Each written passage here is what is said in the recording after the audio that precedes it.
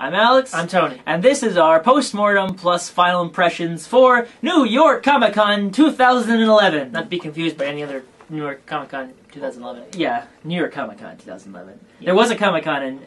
Oh, God. So things kind of started a bit weird at first. Yeah, first we had bought Friday passes, and then I bought a 4-day pass so I get there on Thursday. You didn't. I did not. And so I was pretty much... SOL. Yeah, I went there with the camera and all my equipment, and I'm like, crap, how am I going to record anything and play it? Yeah, and I told Tony specifically to try and get interviews set up for the following day, but that was hard to do, and because there's not a lot of representatives standing around. And Tony was moving around constantly, trying to go from one place to another. He was being ushered by somebody else that he was with at the time, who was nice enough to record once in a while. Yes, which was why we have any footage whatsoever. Yeah, so there's some footage there. So starting with the one booth you kept on going back to, and not to say that we have a bit of a bias toward it, which we may have, is the Nintendo booth. Well, I was trying to get footage of I was trying to get footage of the Sonic Generations. Was a big thing. Yeah, because apparently we had seen that there was a larger demo of, or maybe the full version of the 3DS Sonic Generations. By the time we got in there again, it was replaced by Shinobi, and then replaced by the basic demo, which we couldn't even get much footage of, anyways. And apparently we had problems where the camera person we had wasn't filming it right. Didn't film it when we were doing it. And that's the footage that we got from the miscellaneous video was mostly from that Thursday. Yeah, including clips from the Resident Evil games and around Capcom's booth, which, by the way, became extremely packed to the point where we couldn't even get to the Asura's Wrath demo, which I wanted to try. Yeah, you basically, one of the things in Asura's Wrath, there was a booth that you could stand in and yell, and if you could yell and keep constant for a long period of time, you would get a poster. And people were crowding that thing like anybody. Capcom in general was the crowdest. That's the busiest booth. It's the busiest booth of them all, and I had to say the one that was the one surprisingly least busy ones, I would say, was probably Microsoft and Activision's. Ubisoft was not that busy Ubisoft wasn't that busy either, but I think that there was some stuff there that was kind of preventing it from being. Oh no, Assassin's Creed was there, and that one had a lot of people going to. Speaking of which, let's stop a moment and talk about the games we didn't get footage of, because we have already our previews and impressions of all the games that we've taken footage of, and even some interviews in there. Okay. So let's. So first of all, we didn't get a lot of footage of some of the Nintendo games on the list, like Mario Kart, Mario. Yeah, because we were concerned that we were playing essentially the E3 demos. Yes. And we had immediately the thought that everybody else is going to have footage of this game demo. Let's not do that. We did get a chance to play them, and we did get a chance to record some Mario, though that was from Thursday once again. So everything was kind of whack from there. We did get footage of Skylanders and stuff, and I really liked it. And that was one of the things that made me say, you know what, maybe we should get this game, and we'll get to that review when we get that game finished. But besides that, we actually got the great thing about that, we were able to talk to people, and we got to talk to the developers about the game, as well as you got some interviews in there. We got about 5 or 6 interviews total, including the head, Jordan White, who is the head of Street Pass New York City. But that was a bit of an offhanded thing. In fact, I think that was one of my least favorite videos I have. It was more like we were literally out the door, and we saw him and said, "Hey, I want to ask you a few things." And he was too busy playing Mario, and so that was one of the things. So what did you think of the games? Other games at the show? Oh, we also Zelda. There was Zelda on the show floor. Yeah, Zelda on the show floor. Yeah. We did. But I never got to play the game. Yeah, but I got a T-shirt, and I should have gone on Saturday. You should have gone Saturday and tried it. But we did. But I didn't. I didn't want to walk through all that. But the thing we did not get much of any footage worthy of a separate article for anything from Square Enix, which is kind of a sad thing. They had Wakfu, which they probably would have more than likely have talked to us about, and there was also the new Final Fantasy, and of course. And was there a third game that they were holding on to? There was. Oh, Human Revolution and stuff, but those games were already out, so it's kind of hard to do that. We also didn't get any footage whatsoever. Activision had 3 games.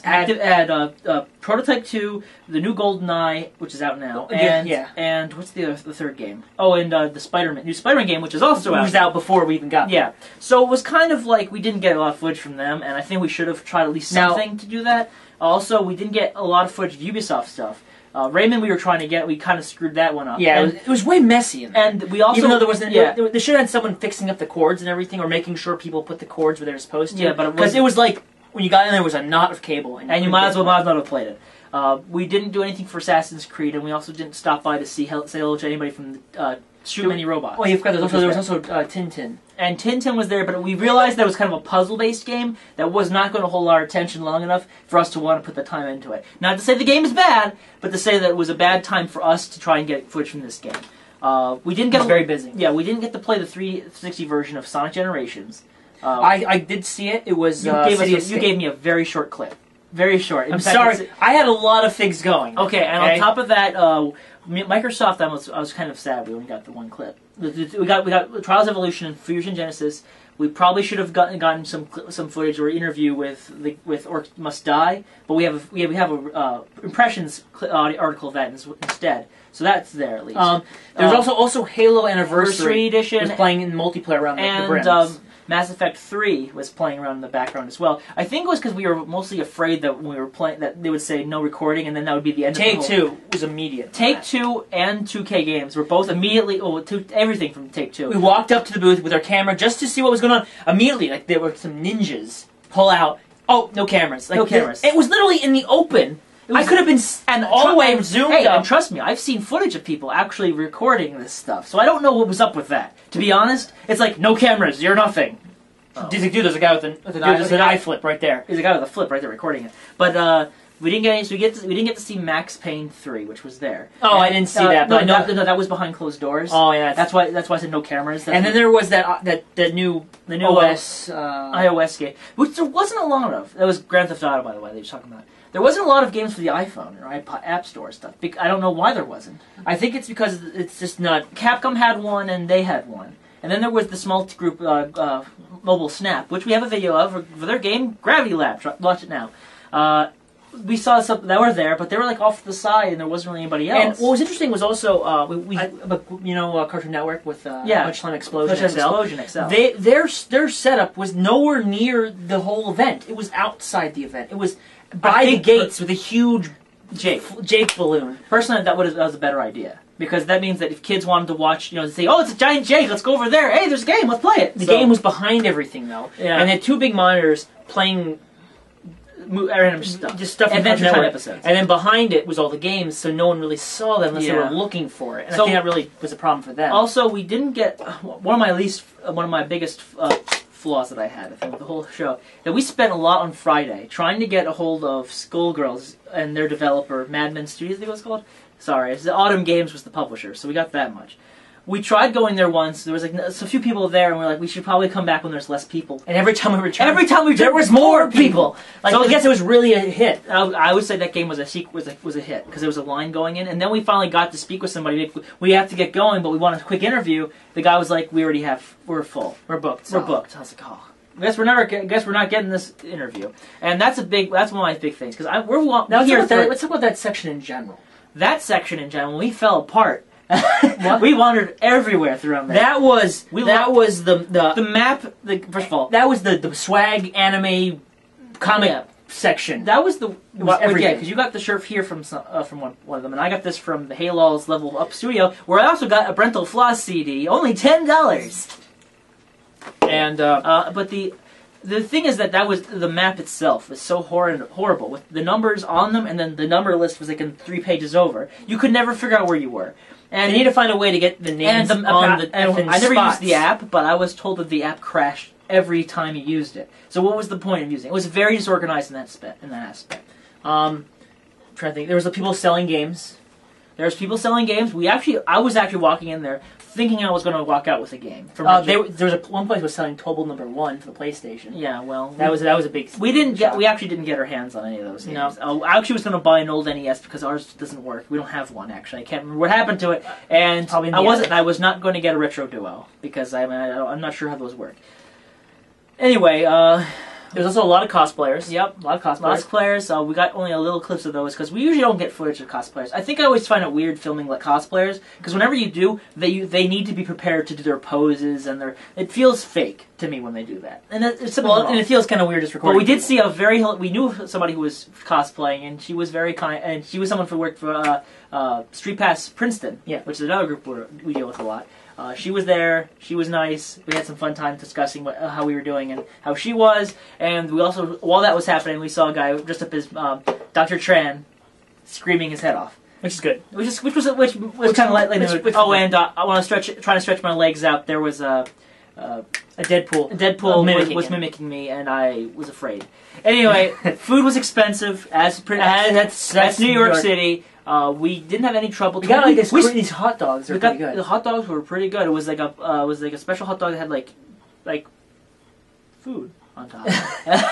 We can't even remember. It was like barbecue chicken or something on top of it. Yeah, it was good. It was good. And there's no places to sit. No places to sit. And perhaps that was probably for the better because there was like 10,000 people there at a time, at least. So it was not very good for people to sit. There was not places for publishers. Needless to say, we were not going to walk for very long after that. So we got interviews with 6 people. We missed a few. We really should have got more. We didn't get stuff for the Kinect stuff because those games were already out, and I didn't feel like it was obligated. There was nobody there from any of the companies to really talk to. Mostly reps.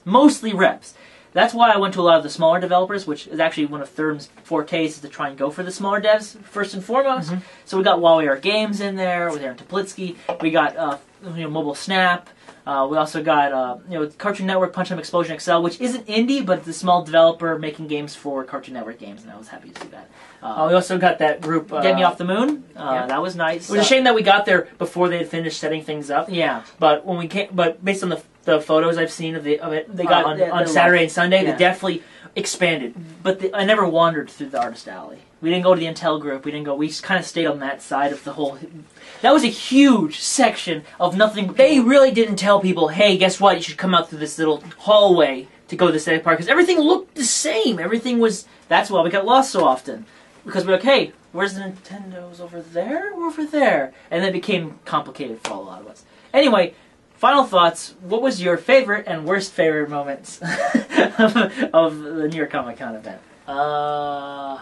The worst feeling I had was when I had to do all the recording and playing, and everything was left up to me on Thursday.